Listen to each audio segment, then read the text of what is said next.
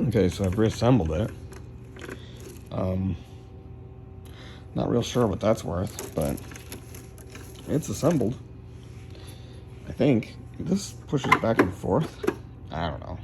Somebody needs to, you know, I've literally never read the instructions for this thing. You buy a $3,200 toy and you have to read the instructions and just kind of jam it together.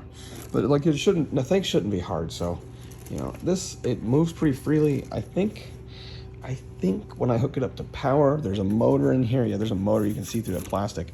That should give it some resistance, so I shouldn't be able to spin it. If I recall correctly, this thing here, there's a lock arrow this way. Yeah, unlock, lock.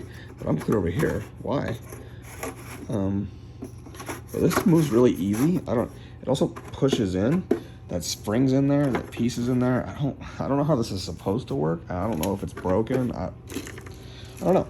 It really wasn't too hard to put this, to slide this in. So, I mean, this is made to be serviced in some fashion. I don't know if it's the way it came apart or went back together, but it is made to be disassembled, it looks like. And also, this slides apart.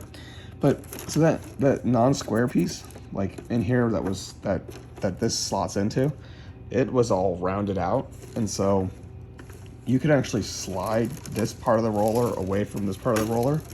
So there's a break right here.